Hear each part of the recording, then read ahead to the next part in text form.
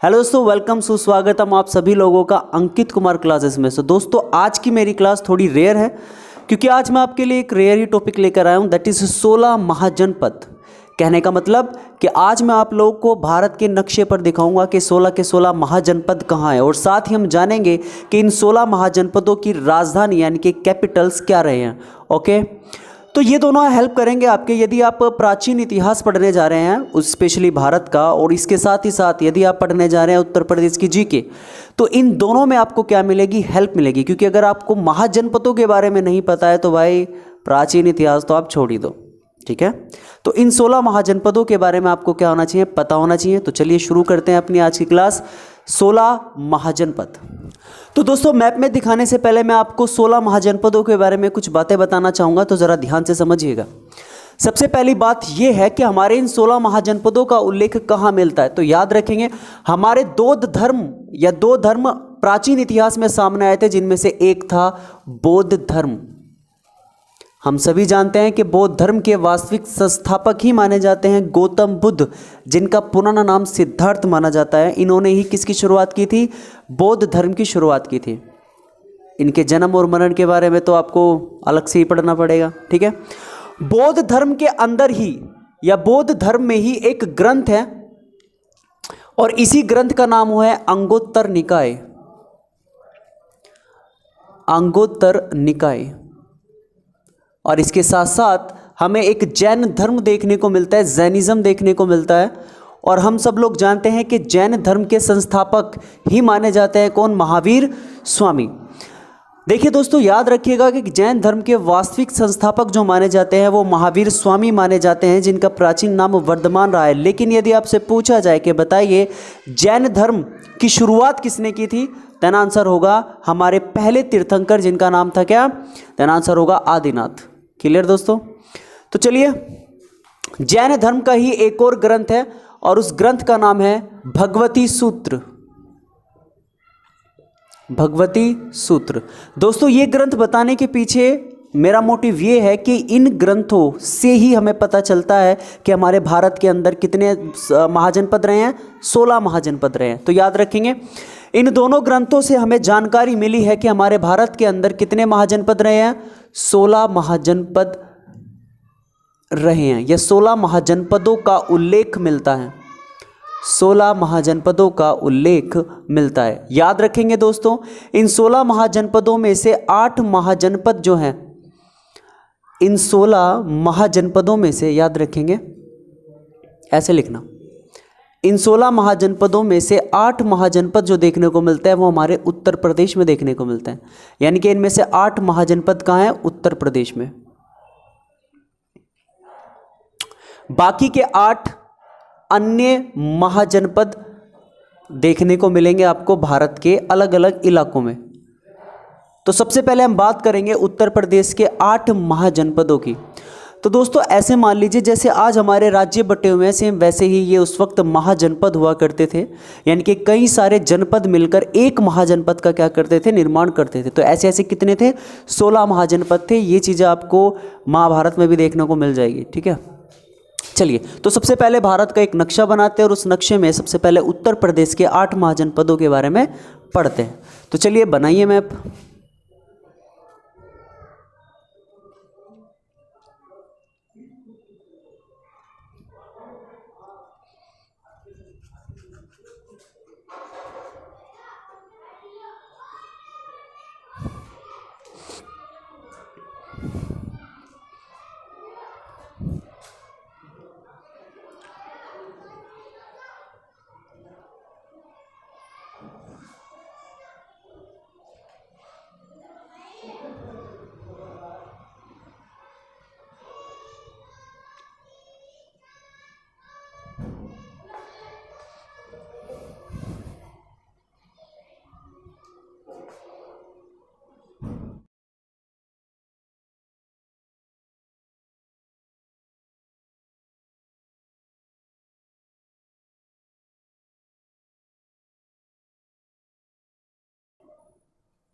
ठीक है, इस तरीके से ये हो गया हमारा भारत का नक्शा।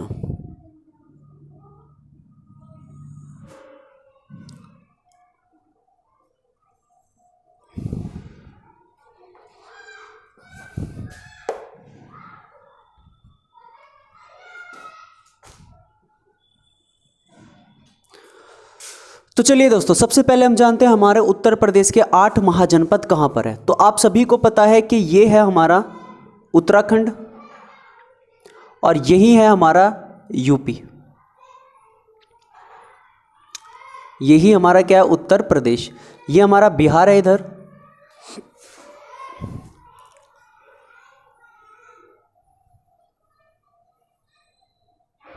इस तरीके से।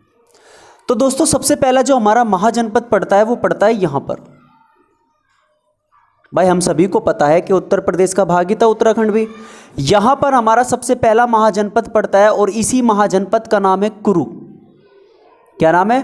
कुरु महाजनपद। तो सबसे पहला महाजनपद आता है कुरु महाजनपद। और याद रखेंगे दोस्तों, इसी की राजधानी है, दरअसल इसकी 2 राजधानियां रही हैं। पहली राजधानी इसकी रही है इंद्रप्रस्थ, या आप कह सकते हो हस्तिनापुर। इंद्रप्रस्थ या फिर हस्तिनापुर, ये इसकी 2 राजधानियां रही हैं। इसी के बाद दूसरा महाजनपद इसी के नीचे रहा है दोस्तों, यहां पर इसी महाजनपद का नाम है पांचाल। ठीक है दोस्तों। कुरुवंशी वो रहा है जिसमें हमें 2 समूह देखने को मिले हैं, जिनमें से एक पक्ष होता था या 2 पक्ष देखने को मिले हैं। एक पक्ष होता था कौरवों का और एक पक्ष होता था पांडवों का। आप सभी को पता है। पांचाल के बारे में भी आप सभी लोग जानते हैं। पांचाल, आप पांचाली का नाम सुना होगा, द्रौपदी है ना, तो पांचाली हो गया। पांचाल की राजधानी क्या रही है? देन आंसर होगा, दरअसल पांचाल की 2 राजधानियां रही हैं। एक है उत्तरी पांचाल, एक रहा है उत्तरी पांचाल और एक रहा है दक्षिणी पांचाल। एक उत्तरी पांचाल और एक दक्षिणी पांचाल। आप इसको ऐसे करके लिखना, ऐसे मत लिखना, इसको थोड़ा चेंज करके लिखो। और चेंज करके लिखने का मतलब ये है, आप इसको ऐसे लिखो। एक राजधानियां रही है इसके, एक रहा है उत्तरी पांचाल और एक रहा है दक्षिण पांचाल। याद रखेंगे दोस्तों, उत्तरी पांचाल की राजधानी जो रही है वो रही है अहितछत्र, जिसे हम बरेली भी कह सकते हैं। क्या कह सकते हैं? बरेली। इसी के साथ दक्षिणी पांचाल की राजधानी जो रही है वो रही है कांपिल्य। महाभारत में हमें राजधानी कांपिल्य देखने को मिलती है। ठीक है। उसके बाद बात करते हैं तीसरे महाजनपद की। तीसरा महाजनपद ठीक इसी के नीचे देखने को मिलता है, यहां पर। इस महाजनपद को कहते हैं कौशल महाजनपद। क्या कहते हैं? कौशल। माता सीता इसी महाजनपद में से थी भाई। और कौशल की राजधानी ही 2 रही है। एक तो रही है साकेत, एक राजधानी साकेत जिसे हम अयोध्या भी कहते हैं, और एक रही है सरावस्ती। ये 2 राजधानियां रही है कौशल की। इसी के बाद उत्तर प्रदेश का चौथा महाजनपद नीचे की तरफ देखने को मिलता है और इसका नाम है मल्ल। क्या नाम है? मल्ल। तो चौथा महाजनपद उत्तर प्रदेश में पड़ता है मल्ल। और मल्ल की भी 2 राजधानियां रही हैं, जिनमें से एक है कुशीनगर और दूसरी है पावापुरी। कुशीनगर और पावापुरी। देखो दोस्तों, अगर मैं आपको कुशीनगर और पावापुरी के बारे में थोड़ा सा एक्सप्लेन करूं तो ये दोनों की दोनों राजधानियां बहुत ही इंपॉर्टेंट मानी जाती है। किसकी? मल्ल की। क्योंकि हम दोनों जानते हैं, या हम सभी जानते हैं, दोनों नहीं, वैसे दोनों ही है, एक मोबाइल और एक में, तो हम दोनों ही जानते हैं कि जो कुशीनगर और पावापुरी है ये सबसे इंपॉर्टेंट कैपिटल्स रही है या राजधानी रही है। किसकी दृष्टि से? जैन और बौद्ध धर्म के दृष्टि से अगर देखा जाए तो। क्योंकि हम सभी लोग जानते हैं कि कुशीनगर ही वो जगह है जहाँ पर गौतम बुद्ध की मृत्यु हुई थी, या गौतम बुद्ध ने क्या किया था? महापरिनिर्वाण जिसको हम कहते हैं, गौतम बुद्ध की मृत्यु। हम सभी जानते हैं कि 483 BC में गौतम बुद्ध की क्या हुई थी? डेथ हुई थी। और यदि बात करें पावापुरी की, तो हम सभी जानते हैं जैन धर्म के 24वें तीर्थंकर जिनका नाम था महावीर स्वामी, महावीर स्वामी की डेथ पावापुरी में ही हुई है। और पावापुरी में भी कब? देन आंसर होगा 468 BC में। तो इसलिए दोनों की दोनों क्या है? फेमस है। तो याद रखिएगा, ठीक है। उसके बाद यदि हम बात करें 5th, इसी के नीचे यहां पर एक कैपिटल और रहा है और इसी का ही नाम है सूरसेन। इसी महाजनपद का नाम है सूरसेन। यहां पर नहीं, इसको यहां ले जाते हैं। क्या नाम है? सूरसेन। याद रखेंगे दोस्तों, श्री कृष्ण के पिता वासुदेव के फादर सूरसेन, सूरसेन महाजनपद के क्या रहे हैं, राजा रहे हैं।